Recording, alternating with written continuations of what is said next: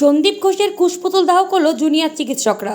বুধবার মুর্শিদাবাদ মেডিকেল কলেজে জুনিয়র চিকিৎসকরা এভাবেই প্রতিবাদে মুখর হয়। কলেজের সামনে অন্ধকারে প্রদীপ ও মোমবাতি জ্বালিয়ে বিচার চাইলেন তারা।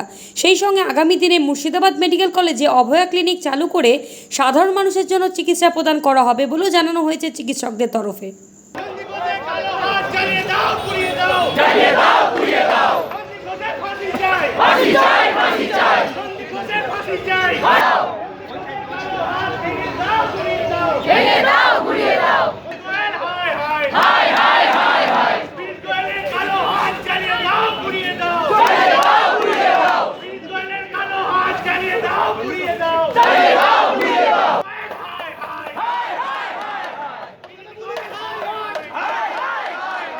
আমাদের দিদির সাথে যে পাশবিক হত্যাকাণ্ডটি আজকে 25 দিন পার হয়ে 26 দিনে পড়েছে, এখনো পর্যন্ত আমরা কোনো ন্যায় বিচার পাইনি। প্রকৃত দোষী এখনো চিহ্নিত হয়নি।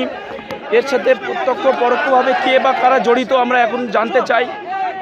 এই জন্য আমাদের এই আন্দোলন চলতে থাকবে। আমাদের জুনিয়র চিকিৎসকরা এখন আমরা ওপিডি সার্ভিস বাদে অন্য পরিষেবা চালিয়ে যাচ্ছি। সাধারণ মানুষের পাশে আছি।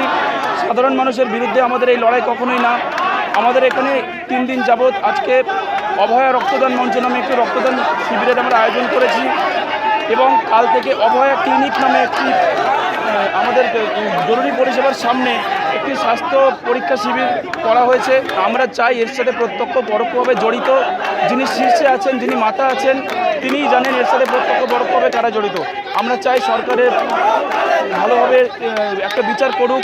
আমরা অন্যায়ের বিরুদ্ধে কোনো পোলারাইজেশন বা নয়, যেটা অন্যায় হয়েছে কোনো একটা হবে সেটাকে ছাত্রছাত্রী হোক কলেজের বা সাধারণ মানুষ সবাইকে সাফার করতে হবে। তাই যা কিছু হচ্ছে একটা তো অন্যায় আমরা দেখতেই পাচ্ছি, একটা পাশবিক ঘটনা ঘটে গেছে, তার সত্ত্বেও যেরকমভাবে এতদিন কেটে গেল আমরা বিচার পাইনি।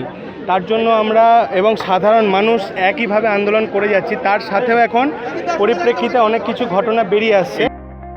লেখাপড়ার বিকল্প নাই, চলো সবাই স্কুলে যাই। ভাবছেন কোন স্কুলে পাঠাবেন আপনার সন্তানকে?